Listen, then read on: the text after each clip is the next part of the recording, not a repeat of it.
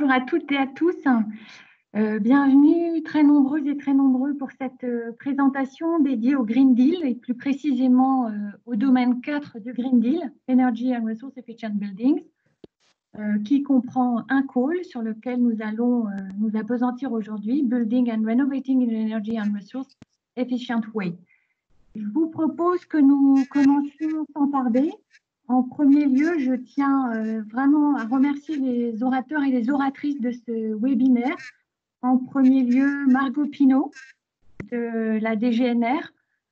Donc, Margot, je ne sais pas si vous souhaitez allumer votre caméra pour qu'on vous aperçoive. Quelques secondes.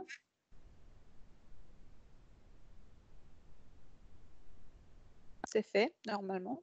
Alors, je vous vois, on vous voit. Merci Margot vraiment d'être présente aujourd'hui à ce webinaire. Je tenais également à remercier Philippe Mosley de l'agence EASM qui est là parmi nous. Bonjour. Philippe, pareillement, si vous souhaitez allumer votre caméra pour qu'on vous aperçoive quelques secondes. Voilà, c'est allumé. C'est parfait. Merci beaucoup Philippe. Également présente aujourd'hui Marie-Cécile Barras, point de contact national énergie. Bonjour à tous. Merci Marie-Cécile.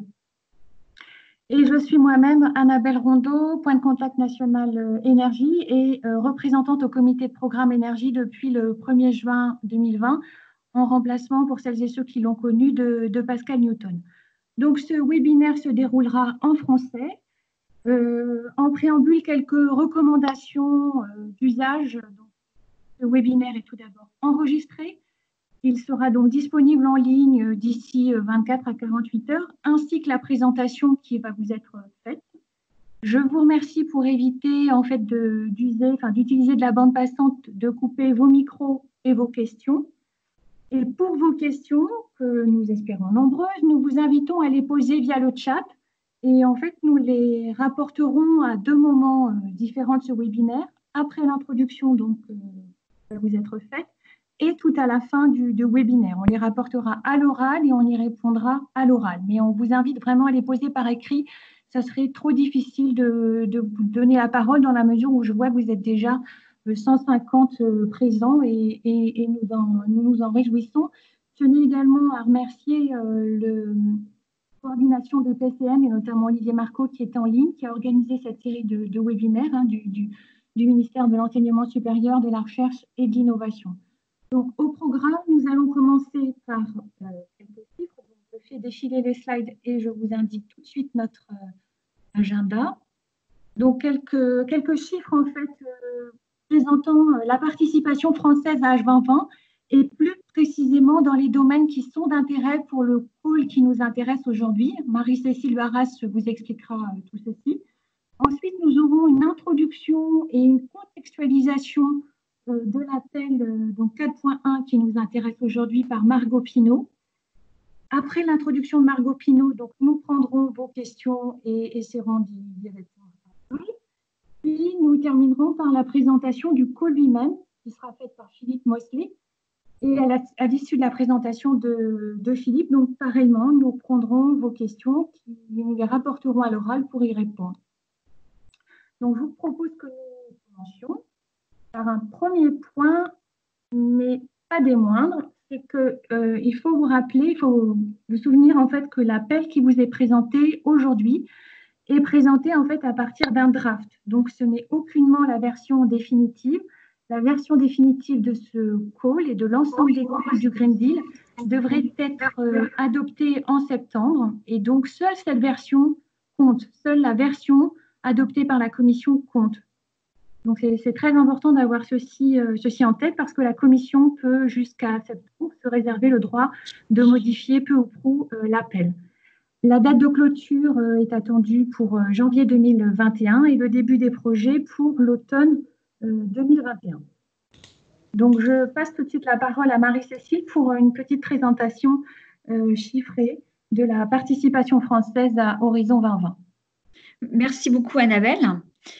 Donc, je vais vous présenter tout d'abord les résultats des appels efficacité énergétique des bâtiments depuis le début du programme Horizon 2020 et ces résultats sont issus de l'outil dashboard qui est disponible sur le portail du participant de la Commission européenne, de Funding and Tender Opportunities.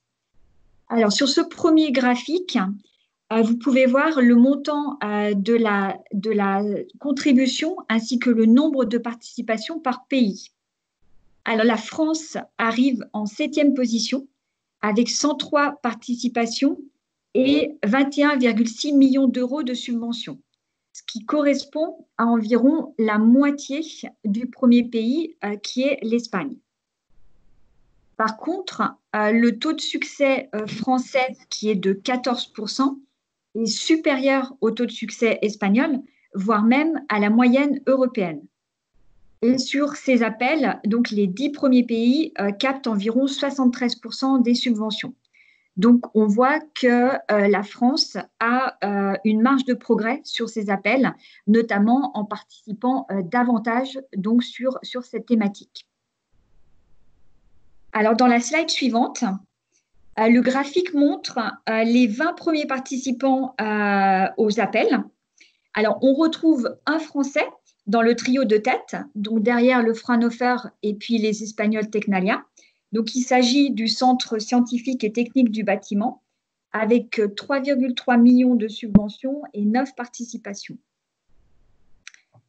Nous allons voir maintenant dans la slide suivante, la diapo suivante. Voilà, merci. Les résultats donc, des appels énergie renouvelable, donc le deuxième domaine thématique qui peut intéresser notre topic de ce jour. Donc là, la France arrive en 3e position, derrière l'Allemagne et l'Espagne, avec près de 120 millions de subventions et 219 participations. Un taux de succès de 24%, qui est similaire à la moyenne européenne, puisque la moyenne européenne est de 23, mais qui, là encore, est légèrement supérieur aux 2 premiers pays. Et merci. Donc, parmi les 20, toujours, on a le graphique avec les 20 premiers participants européens. Donc là, on retrouve 2 Français, le CEA et le CNRS. Donc, le CEA qui arrive juste derrière le Fraunhofer, avec 23,7 millions de subventions et 28 participations, ce qui représente, donc le CEA à lui tout seul représente 13% de l'ensemble des participations françaises. Et à eux deux, le CEA et le CNRS, donc regroupés, ils captent 27% des subventions françaises et représentent environ 20% des participations françaises. Donc voilà ce que je voulais vous présenter de mon côté.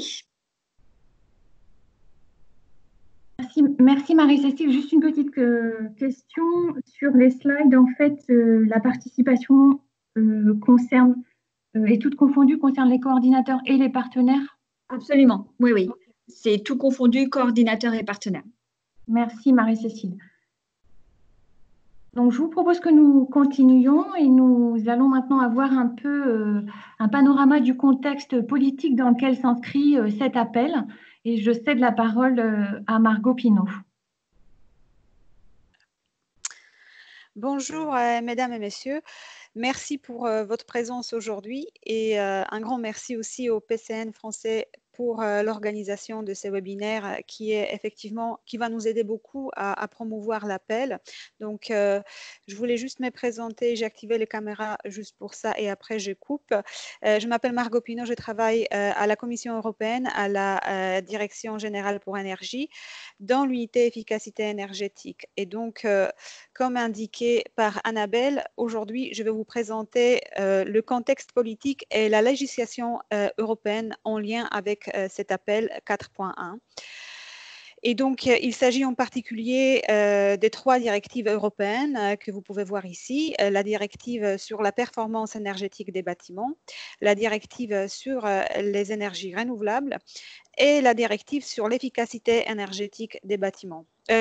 Sur l'efficacité énergétique. Et donc, L'ensemble de ces directives et d'autres aussi en matière d'énergie ont été révisées en 2018 et inclus dans les paquets législatifs et politiques énergie propre, the Clean Energy for All Europeans. Ce paquet a été publié ensuite et entré en vigueur au niveau européen et maintenant il est déjà transposé dans la plupart dans les lois nationales.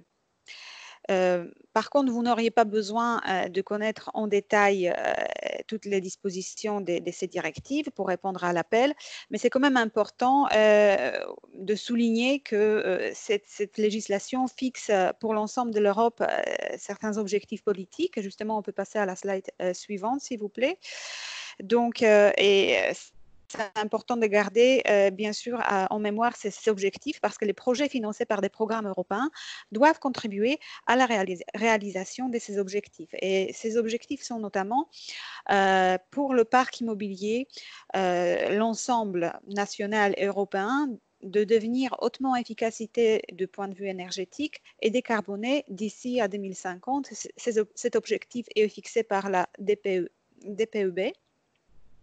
Ensuite, la DER et DE fixent les objectifs chiffrés pour 2030 en matière des énergies renouvelables et aussi des économies d'énergie. Donc, c'est important de garder ça à l'esprit qu'on a ces objectifs vers lesquels on doit contribuer aussi avec les projets. Et la deuxième raison pour laquelle il faut tenir compte du contexte politique, c'est parce que vos projets ont le potentiel de nous fournir le retour de terrain sur les barrières et les défis de la mise en œuvre des politiques, de la législation européenne. Et aussi, ils ont le potentiel de contribuer au développement de la nouvelle génération des mesures politiques et législatives. Et notamment, les projets de recherche, justement, nous fournissent une base scientifique, on peut dire, pour le développement des politiques futures au niveau européen. Donc, c'est très important pour que ces retours, ces feedbacks se passent bien et cette communication entre les projets et la politique soit en continu. On peut passer à la diapo suivante, s'il vous plaît, qui vous présente en fait la priorité de la nouvelle Commission européenne qui a pris son mandat à fin 2019. Et donc, c'est le pacte vert pour l'Europe qui propose une feuille de route d'actions qui sont destinées à promouvoir l'utilisation efficace des ressources, une économie propre et circulaire, la restauration des biodiversités, la réduction des pollutions. Et notamment, ce pacte vert énonce des investissements nécessaires et les instruments qui vont financer ces investissements, expliquant comment assurer une transition juste et inclusive vers l'Union européenne qui sera climatiquement neutre en 2050. Donc voilà, l'objectif neutralité carbone en 2050 vers lesquels on doit viser.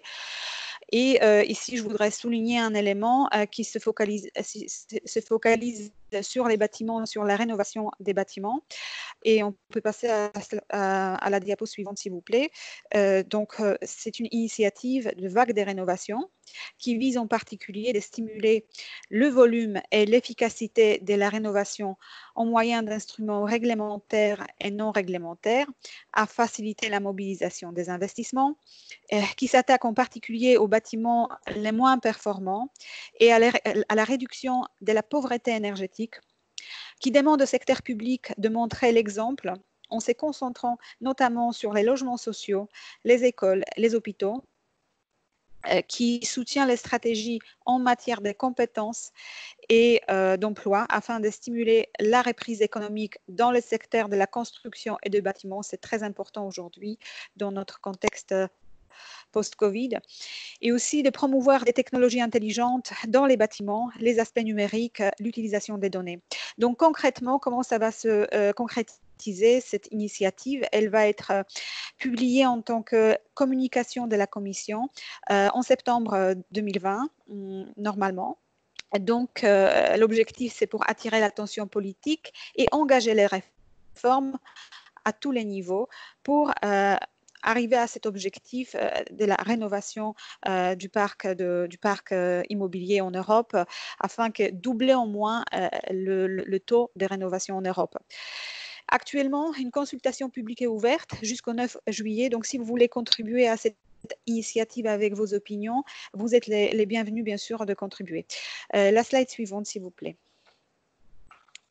Je voudrais consacrer quelques minutes en vous décrivant le contexte politique encore plus large, mais très très récent, c'est-à-dire la réponse de la Commission à la crise Covid et le plan de relance économique.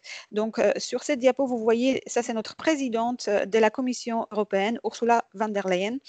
J'ai vu quelques sondages que beaucoup de Français ne la connaissent pas, donc je tiens à la présenter. Mais bon, ça s'explique parce que c'est une nouvelle présidente. Comme j'ai dit, le nouveau mandat de la Commission a commencé en 2019. Donc, ce plan de relance, il est très ambitieux. On peut passer à la diapo suivante où vous allez voir un peu plus de détails. Et vous avez aussi un lien vers une vidéo que je vous encourage de visualiser. On ne va pas la regarder maintenant, mais c'est le discours de notre présidente de la Commission européenne devant le Parlement européen qui présente le grand plan de relance de façon très, très engagée. Ce n'est pas très long, mais c'est vraiment très bien fait. Donc, je vous encourage de la regarder. Et de quoi il s'agit? C'est un plan de relance qui est inédit, aussi bien en ce qui concerne son envergure que son architecture et sa construction, qui nous annonce des chiffres tout à fait astronomiques que vous voyez sur ce slide et qui vise l'Europe verte, numérique et résiliente. Et ce qui est inédit dans tout ça, c'est comment une partie des fonds vont être mobilisés, élevés. En fait, la Commission va constituer un nouveau instrument qui s'appelle Next Generation EU et qui va lever les fonds sur les marchés des capitaux, c'est-à-dire la Commission va s'endetter pour le compte de l'Union européenne et va transmettre ces fonds dans les États membres, dans les régions, pour investir dans l'Europe verte, numérique et résiliente, principalement en tant que subvention, donc l'aide non remboursable, mais en partie aussi par le biais des prêts. Donc, c'est quelque chose de tout à fait nouveau. On n'a jamais fait ça dans le passé. Et c'est pour ça que je voulais quand même souligner ce nouveau développement qui a été proposé. La slide suivante vous présente aussi que, la slide suivante s'il vous plaît, qu'on a aussi un projet comment le rembourser, cette dette, comment elle va être remboursée. Donc, ne vous inquiétez pas, dans notre projet, ce n'est pas peser tout sur les générations suivantes. Il y a en fait 4 éléments qui peuvent renforcer les ressources propres du budget européen qui vont reposer effectivement sur les taxes au niveau européen, notamment une taxe numérique, donc très fameuse taxe GAFA, un mécanisme d'ajustement carbone aux frontières européennes, et aussi une taxe sur les grandes multinationales, sur l'utilisation du marché commun, parce qu'effectivement, les grandes sociétés ont tous les usufruits, on peut dire, du marché commun qui est notre fruit commun de l'intégration européenne, mais ils ne payent pas toujours le juste prix parce qu'on entend souvent que les bénéfices sont déplacés dans les pays à moindre imposition. Donc ici, il s'agit d'une taxe qui va taxer le chiffre d'affaires réalisé sur les marchés communs. Bon. Je ne vais pas aller plus en détail. C'est une proposition, donc ça va être discuté maintenant entre les co-législateurs et on verra qu'est-ce qu'il en résulte. Mais c'est une proposition qui est très ambitieuse et, comme j'ai dit, inédite dans le passé. Donc, espérons que effectivement on peut aller vers ces plans de relance qui va certainement contribuer à la stimulation de l'économie européenne et de sa transformation vers l'économie plus verte et plus durable. La slide suivante, s'il vous plaît. Je voudrais aussi souligner quelques initiatives que nous avons prises et donc développant dans les futurs programmes européens et notamment dans le programme Horizon Europe, le programme pour la recherche et innovation, où nous souhaitons lancer un partenariat public-privé pour la recherche et innovation sur l'environnement bâti durable. dont les objectifs sont climatiques, environnementaux, socio-économiques et qui visent notre environnement bâti, comment les transformer vers la vie plus durable et l'opération économique des acteurs économiques qui va être plus durable. Et dans ce partenariat, on vise de rassembler l'ensemble des partenaires représentant toute la chaîne de valeur des bâtiments et de la construction. Et prochainement, en 2021, on espère pouvoir lancer sous cette initiative des nouveaux appels à projets. Donc, soyez vigilants. Si vous êtes intéressés, ça va venir. La diapo suivante, s'il vous plaît, qui présente l'ensemble d'objectifs qu'on vise par ce partenariat. Je ne vais pas m'arrêter plus longtemps. La diapo suivante, parce que je voudrais aussi vous mentionner le programme LIFE. Le programme LIFE va reprendre une partie de financement des projets qu'on a fait actuellement dans Horizon 2020 pour tout ce qui est les actions de soutien de développement du marché, de ce qu'on appelle market uptake, donc tout ce qui est le CSA qui a été financé par Horizon 2020, la partie efficacité énergétique. Ça va être continué dans LIFE, qui réserve pour cet effet 1 milliard d'euros dans le sous-programme Transition à l'énergie propre, Clean Energy Transition, sub-programme. Donc, la diapo suivante, s'il vous plaît, je voulais juste faire un petit focus de LIFE sur la transition à l'énergie propre par les biais de la rénovation des bâtiments. Donc, en effet, on va se focaliser sur les actions de rénovation afin de reproduire les vagues de rénovation à travers de l'Union européenne, dans les territoires, dans les régions, dans les pays membres, et donc proposant l'ensemble d'actions de soutien qui sont un petit peu sur mesure, mais aussi très, très complètes, visant les différentes barrières identifiées dans les contextes national ou régional. Et il s'agit de développer les financements innovants, il s'agit de renforcer les qualifications professionnelles et les formations, le déploiement des nouvelles technologies et développement du marché, et aussi des chaînes de valeur, soutien à la réglementation, à la politique, à l'éducation et la prise de conscience publique. Donc, tout cela, ce sera dans LIFE. Et je pense, comme ça, je termine ma présentation. Et si vous avez des questions, je suis bien sûr contente de vous répondre. Donc, n'hésitez pas à envoyer via le chat. Merci beaucoup pour votre attention. Merci beaucoup, Margot. Alors, j'ai relevé quelques questions pour vous et je pense que Marie-Cécile en aura relevé aussi. Donc, oui. Il y a une question concernant le partenariat public-privé. Est-ce qu'il faut le lier ou est-ce qu'il faut lier les futurs partenariats public-privé? Il y a quelqu'un qui a dû ouvrir son micro. Est-ce que vous pourriez le couper, s'il vous plaît? Merci. Est-ce qu'il faut lier ces partenariats, ces futurs partenariats PPP à l'appel Green Deal et en l'occurrence Green Deal 4 dans les réponses aux appels? Oui, enfin oui et non. Cet appel Green Deal. Allô? Pardon? Oui, on vous entend, Margot. D'accord, pardon, parce que j'avais des bruits, j'entendais des bruits.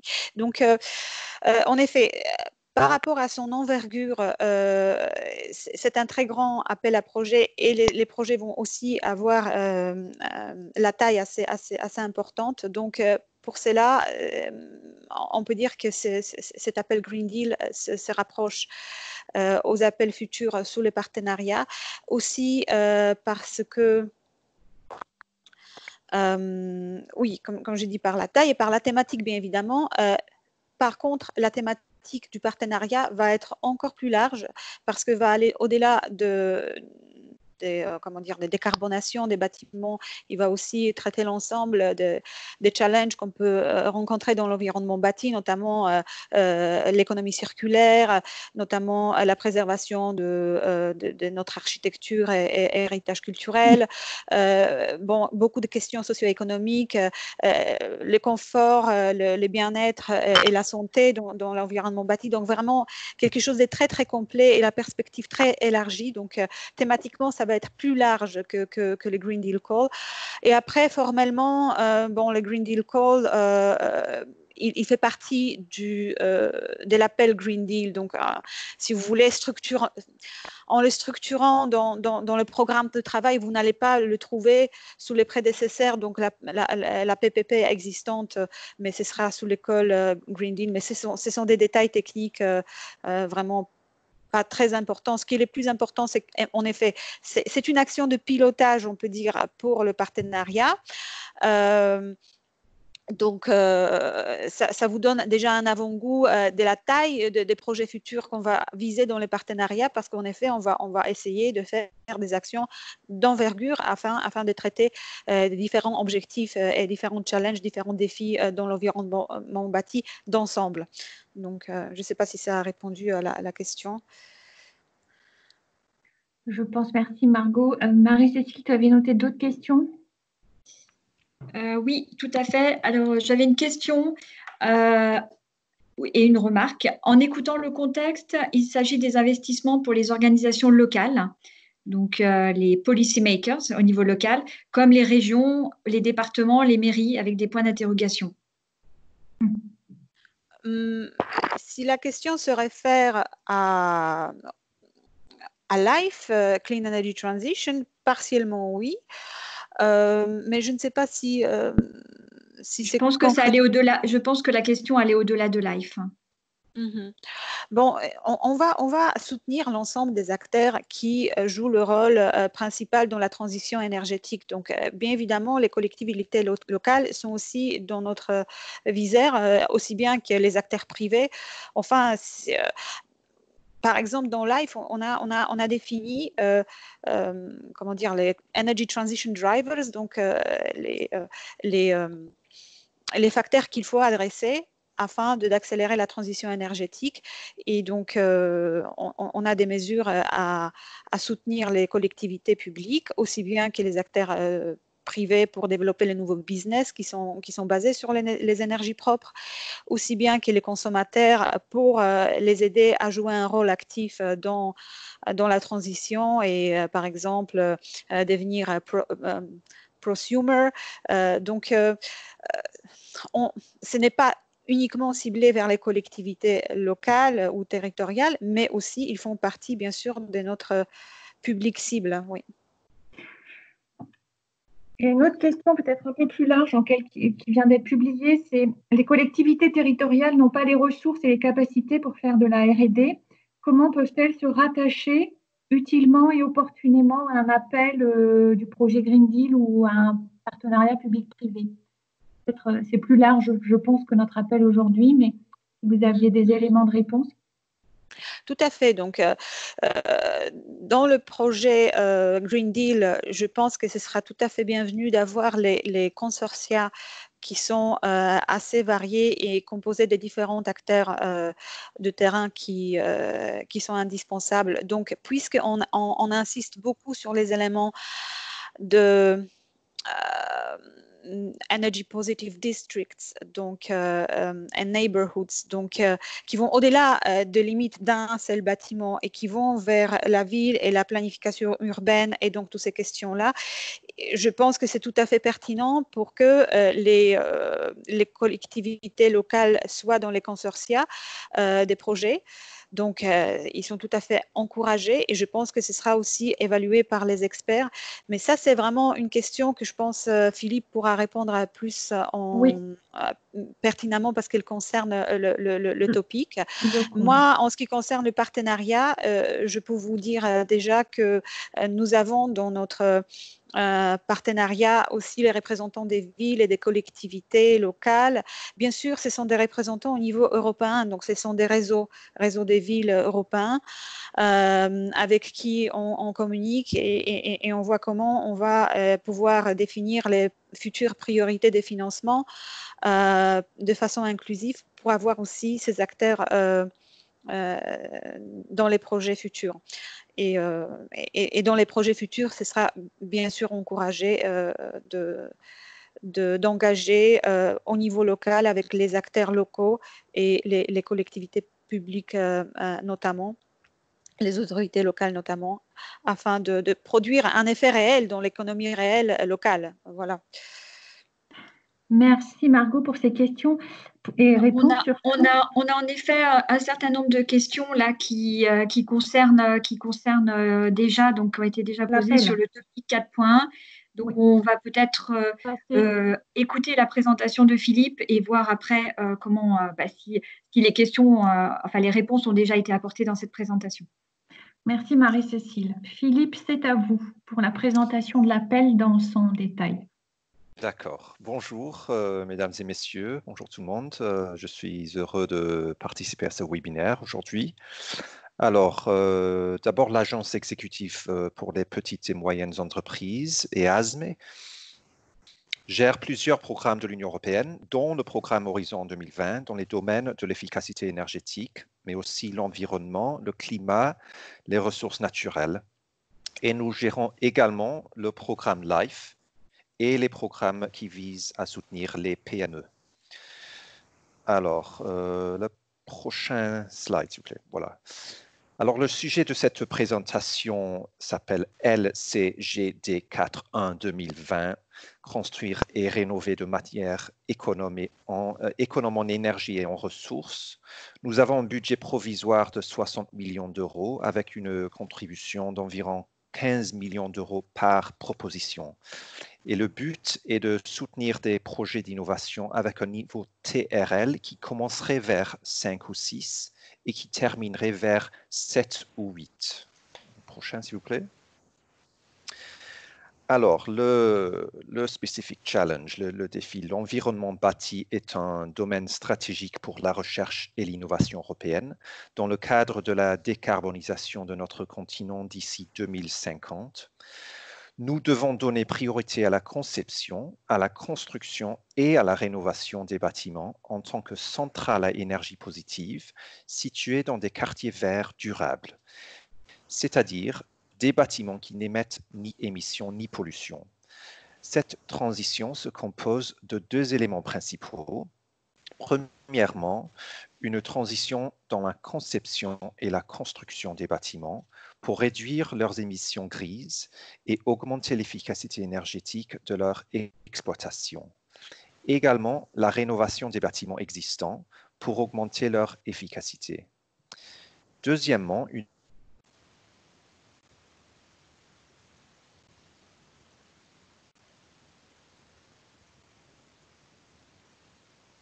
Philippe, on ne vous entend plus.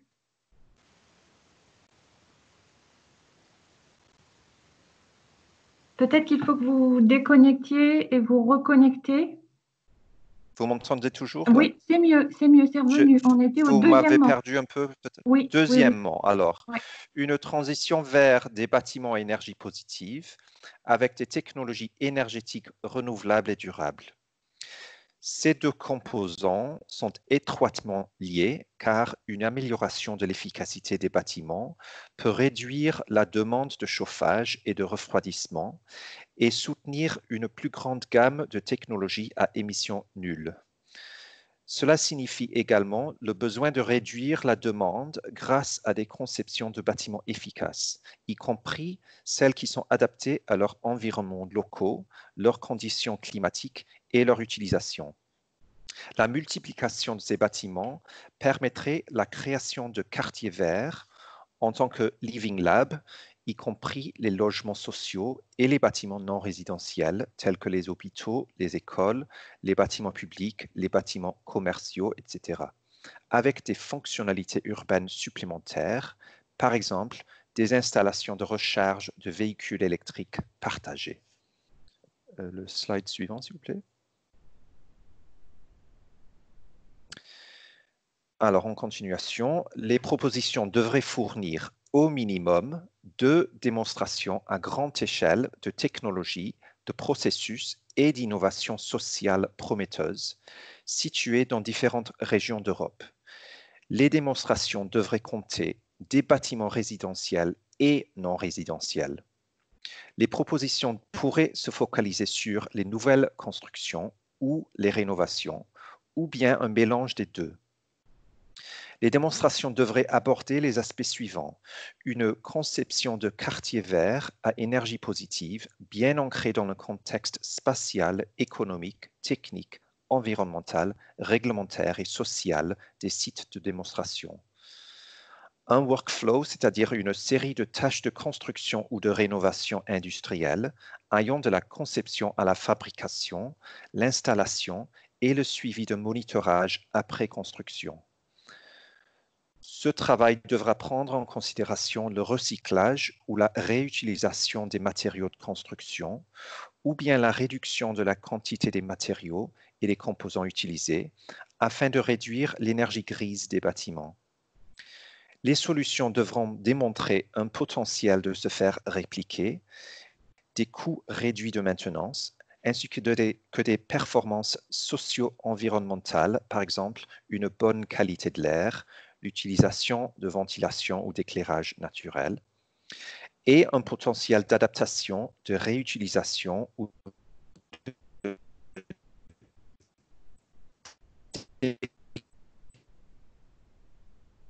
Ça coupe, Philippe. On n'a pas entendu votre dernière phrase. Et on ne vous entend plus. Voilà, on avait perdu un peu. Ça a coupé sur la dernière bullet point. Alors, les solutions ne devraient pas affecter. Et ça coupe encore.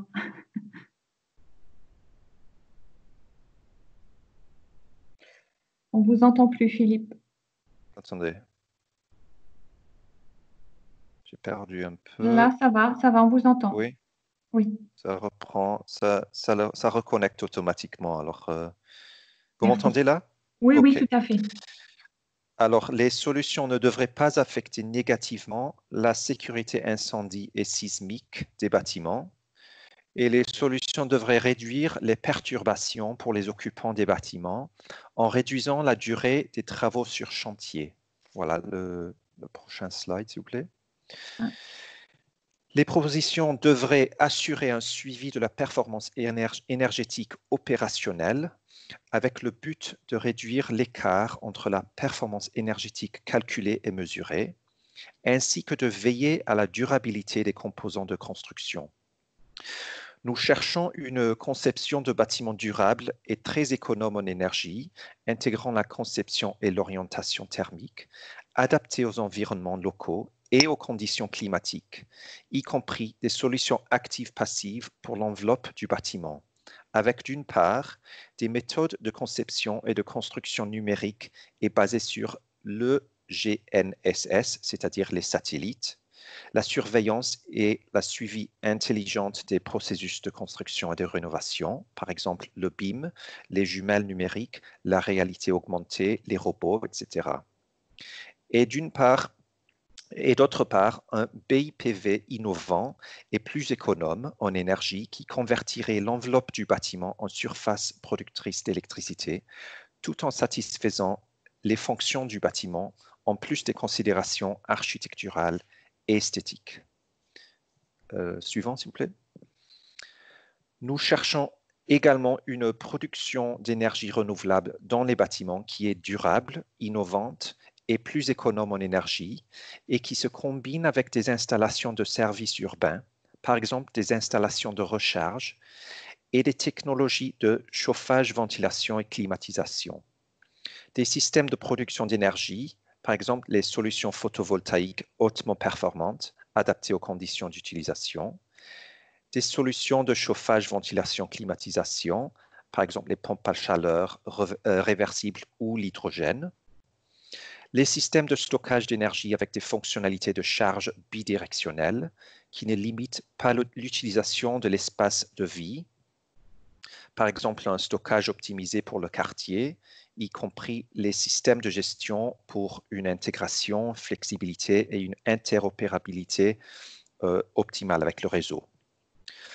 Un fonctionnement du bâtiment très économe en énergie avec des coûts de maintenance réduits et des performances à long terme soutenues par des technologies numériques pour optimiser la production, la consommation, le stockage et la flexibilité de l'énergie à l'échelle du quartier, ainsi que des solutions numériques qui servent à augmenter la convivialité, l'efficacité énergétique et le fonctionnement sur des systèmes et des appareils du bâtiment, assurant un confort optimal aux utilisateurs.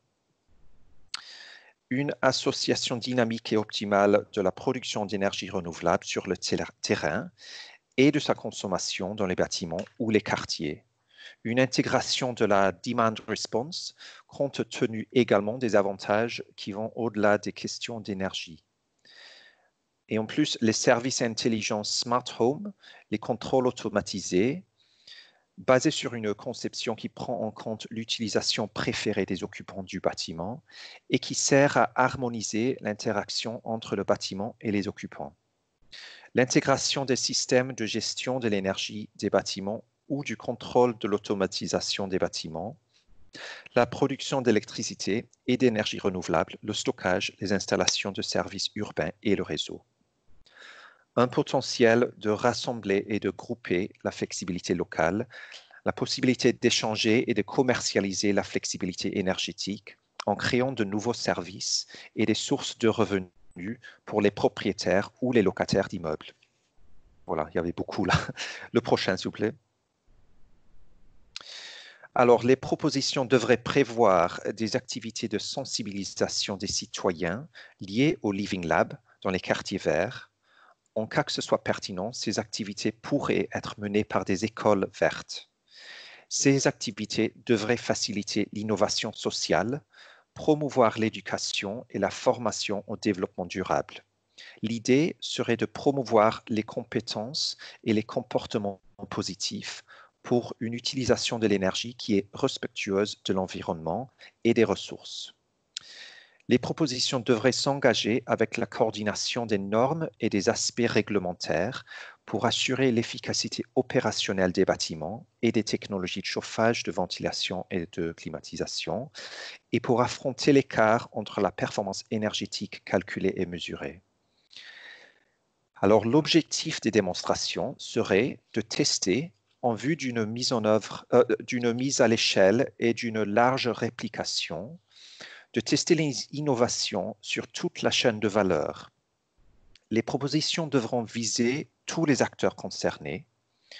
L'objectif est également d'adapter cette chaîne de valeur aux nouveaux schémas de fonctionnement issus des innovations, les nouveaux services et business models, les nouveaux usages, les changements de comportement. Par conséquent, la validation du marché et du potentiel d'utilisation par les consommateurs devrait être réalisée sous forme de Living Lab dans des conditions qui sont ouvertes à l'innovation.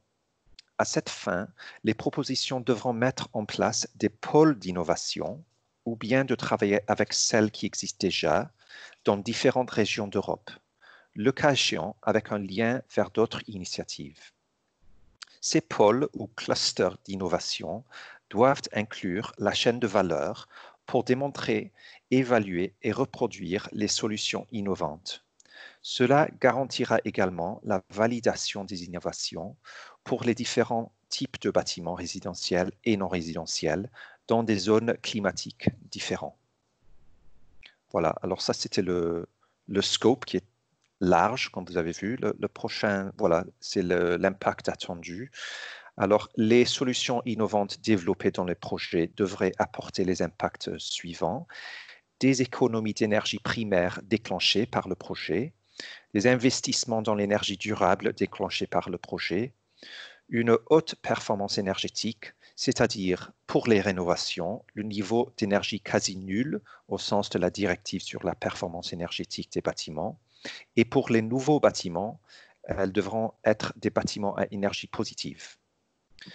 Une réduction des émissions de gaz à effet de serre vers zéro pendant la durée du cycle de vie. Une réduction par 50% de l'énergie grise dans les bâtiments. Une réduction des polluants atmosphériques vers zéro pour l'ensemble du cycle de vie. Le prochain, s'il vous plaît.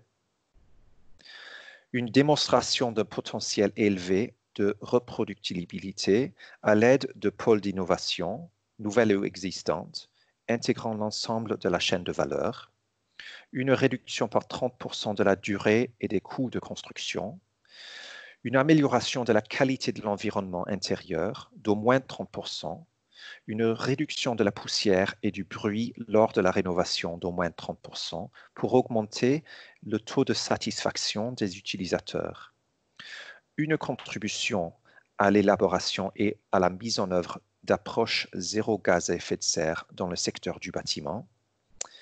Et pour les impacts, les propositions devront clairement indiquer les indicateurs et les mesures pertinentes avec des valeurs de référence. Voilà, alors voici le lien. Le Funding and Tenders Portal, c'est le portail principal pour toutes les informations sur les fonds européens. Il y a le site web de notre agence où vous trouvez notamment d'autres appels en cours, mais aussi de l'aide pour les gens qui veulent préparer une proposition. Et Build Up, c'est le portail européen pour l'efficacité énergétique du bâtiment, avec notamment des informations et des webinaires qu'ils organisent eux aussi, soutenus par l'agence. Voilà, je vous souhaite bonne chance avec vos propositions. Merci pour votre attention et je serai heureux de répondre à vos questions. Merci. Merci Philippe. Marie-Cécile, je pense qu'il y a eu pas mal de questions, donc je te laisse la parole pour les restituer à Philippe. Alors, on a une question notamment sur les niveaux de TRL pour le BIPV. Est-ce qu'il est possible d'intégrer des technologies à des niveaux de TRL qui sont en dessous de 5? Bonne question. Normalement, quand on met un TRL, on attend à ce que la plupart des technologies développées sont dans ce cadre de TRL. Il est parfois possible d'avoir quelque chose qui va un peu plus bas, mais qui arriverait à la fin du projet dans les numéros que nous avons mis. Alors, on espérerait voilà, que ce soit une exception dans la proposition, disons, d'avoir quelque chose de plus bas que 5 et pas beaucoup plus bas. D'accord. On a des questions sur l'utilisation de la subvention. Est-ce qu'elle peut être utilisée pour les coûts de construction réels ou est-ce uniquement pour la recherche et l'innovation? Alors, en général, dans nos calls d'innovation, les subventions vont seulement pour les innovations même. Alors, par exemple, si on fait une rénovation de bâtiment, uniquement les coûts associés à l'innovation, ce serait peut-être des fenêtres innovantes ou un système technologique. Là, ce serait éligible pour les subventions, mais pas le reste de la construction. D'accord. Alors, une question qui est un petit peu qui est dans la même lignée. La subvention se positionne-t-elle sur les coûts de rénovation classiques ou bien sur le complément qui permet d'aller vers un bâtiment à énergie positive? Alors oui, ce serait plutôt pour le complément. Voilà. D'accord. Exactement. Après, on a une question concernant les démonstrations. L'appel impose donc au moins 2 démonstrations sur 2 sites comportant au moins un bâtiment résidentiel et un bâtiment non résidentiel, donc soit à minima 4 bâtiments. Est-ce que la compréhension est bonne? Oui, ce serait, mais je dirais que 2 bâtiments dans une démonstration, ce serait petit. Ce serait pas, j'appellerais pas ça grande échelle. Alors, pour être clair, parce que la phrase qu'on utilise, c'est Green Neighborhood. Et la compréhension qu'on a, nous, de neighborhood, c'est plus petit qu'un district. Alors, c'est un quartier, mais c'est assez petit. Alors, je dirais que les démonstrations devraient se composer d'un groupe de bâtiments. 2 bâtiments, ce serait voilà, absolument le minimum.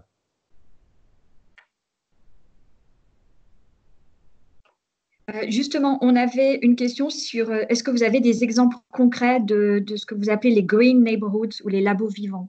Oui, ce n'est pas. Alors, il n'y a pas de définition voilà, fixée.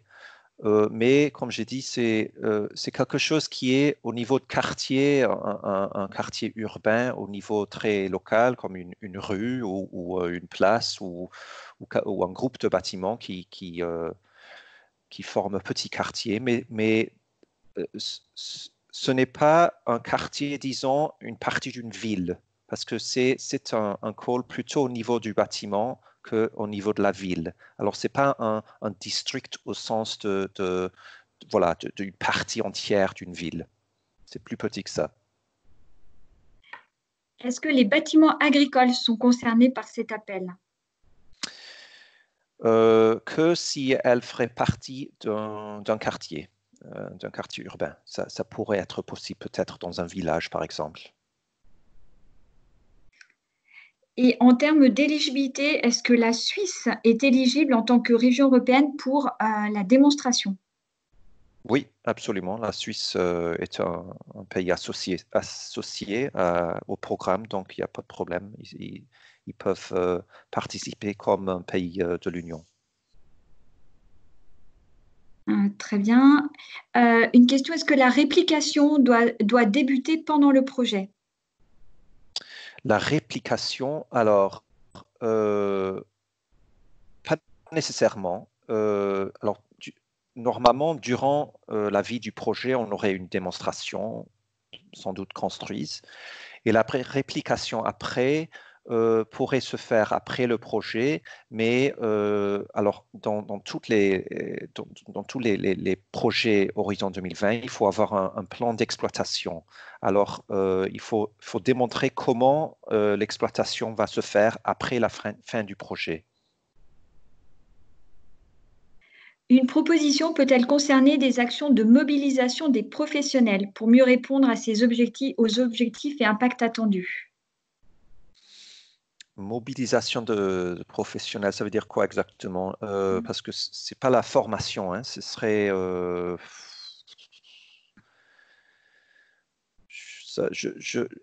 je comprends pas exactement la question. Alors, on va peut-être demander à la personne qui a posé la question de préciser.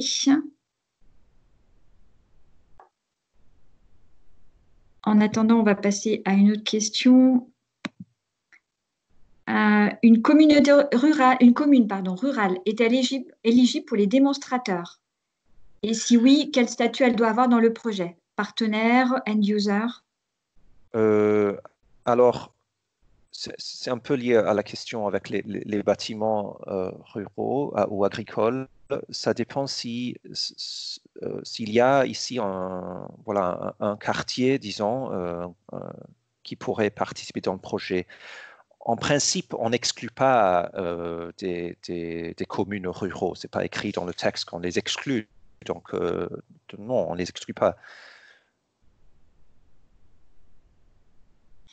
Alors, l'utilisation de réseaux en courant continu dans les bâtiments fait-elle partie de ce qui est attendu? Le développement des technologies associées, comme les composants électroniques, entre-t-il dans le cadre du projet? Pouvez-vous répéter? Oui, je vais répéter. L'utilisation de réseaux en courant continu dans les bâtiments fait-elle partie de ce qui est attendu dans l'appel? Réseau de courant continu, alors c'est-à-dire pour l'électricité ou oui, c'est pas écrit dans le texte, donc si c'est pas écrit dans le texte, je trouverais ça difficile à répondre, franchement. S'il y a une question comme ça que je ne peux pas répondre immédiatement, je vous conseillerais de nous écrire la question officiellement et on vous donnera une réponse. La question sera considérée par nos services et on peut répondre en écrit. D'accord, merci. Je peux peut-être intervenir sur cette question, si ça ne vous dérange pas. C'est Margot Pinault. Je vais peut-être tenter à répondre parce que ce n'est pas spécifié dans les textes, donc on ne vise pas spécifiquement que les projets fassent uniquement ce genre de développement du courant continu, mais ça fait tout à fait c'est tout à fait possible que ça fasse partie du projet. Enfin, ce qu'il faut démontrer, comme vous avez vu au niveau des impacts attendus, c'est qu'il y a la réduction d'utilisation de l'énergie dans le bâtiment et contribution à la décarbonation. Donc, si les déploiements du réseau en courant continu en fait partie et peut démontrer qu'il y a l'efficacité énergétique d'un côté et que ça permet effectivement mieux, par exemple, consommer l'énergie renouvelable produite sur le site, donc dans le bâtiment. Donc ça peut faire tout à fait partie du projet, mais le topic tel quel, il ne se concentre pas sur ça. Donc c'est pour ça qu'on n'a pas vraiment visé ça dans le texte. Mais cela dépend de quoi votre projet va traiter. De toute façon, nous, on va se focaliser sur les impacts, comment vous démontrer que l'efficacité énergétique a été obtenue, enfin, et quelles sont les économies d'énergie et l'énergie renouvelable qui est utilisée à la fin de ce projet. Merci Margot pour ces précisions. On a eu des précisions sur la question concernant la mobilisation des professionnels. En fait, cela visait des actions d'animation de communautés d'acteurs professionnels pour impulser de meilleures pratiques et pour favoriser l'innovation. Oui, alors il y a une partie du texte qui parle de mobiliser les... attendez, je vais essayer de le retrouver. Des activités de sensibilisation des citoyens liées au Living Lab. Alors, je pense que la question est si les professionnels qui s'engagent avec le quartier pourraient faire partie de ces actions, de ces activités-là. Alors, le texte ne mentionne pas les professionnels, mais je crois que ça ne les exclut pas non plus. S'il y a des activités qui pourraient être liées avec les Living Labs, dans les quartiers verts, pourquoi pas? Ça pourrait être pertinent. Merci. Annabelle, je ne sais pas si tu as... J'ai vu passer 2 ou 3 autres questions, peut-être pour terminer. Est-ce que le call donnera une définition de ce qu'est un pôle d'innovation? En ce moment, on n'a pas de définition exacte. Alors, c'est un peu lié à ce que Margot a présenté sur le PPP futur, Build for People, parce que c'est ce qu'on cherche à faire dans le PPP, mais à une grande échelle. Alors ici, une des choses qu'on veut voir avec cet appel-là, c'est d'essayer de voir déjà dans ce call les genres de pôles d'innovation. Alors, ce serait un groupement d'acteurs, disons, dans la région de la démonstration. Et ça pourrait être un mélange de centres de recherche, d'universités d'une part, d'entreprises, les autorités publiques, par exemple. Et toute la chaîne de valeur, ça veut dire les professionnels, les acteurs, les investisseurs, les utilisateurs du bâtiment, alors que tout le monde travaille ensemble. Et c'est un aspect assez important de cet appel parce que on sait que pour vraiment créer un quartier vert du futur, il faut avoir une structure où tout le monde, tous ces acteurs travaillent ensemble d'une manière cohérente. Et c'est ça qu'on cherche à faire ici. C'est pour ça que l'appel est tellement large et ambitieux. C'est parce que les appels qu'on a jusqu'à présent, qui sont plus petits, disons, dans l'efficacité énergétique, les appels d'innovation au niveau d'un bâtiment seul ne sont pas assez ambitieux pour faire ce qu'on cherche à faire ici. Et une autre question concernant la précarité énergétique, est-ce qu'elle doit être prise en compte?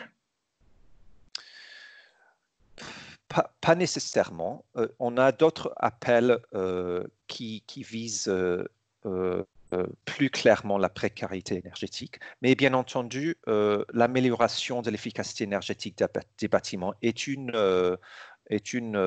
manière d'affronter la précarité énergétique. Mais il y a d'autres choses qu'on peut faire aussi, notamment les informations pour les consommateurs, etc.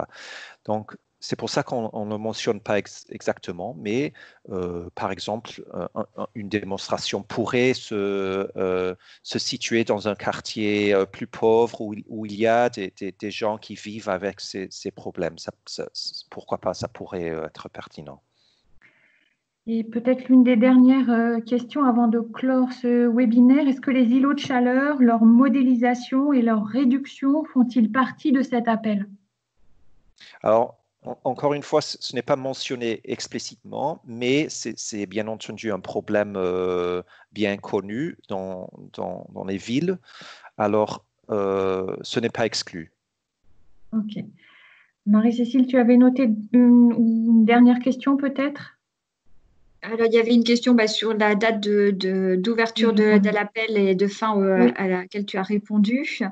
Il y avait également une question sur le taux de financement des partenaires. Qui est lié à l'instrument, en fait. Exactement, qui est lié donc à l'instrument. Donc ça, il n'y a pas de changement, en fait, par rapport aux règles classiques d'A-20. Et est-ce il peut y avoir encore, donc on l'a dit en introduction, des modifications substantielles concernant cet appel? Est-ce qu'elles peuvent venir concerner les objectifs et le budget de l'appel? Alors, c'est une question, si le texte va changer de manière substantielle? Oui.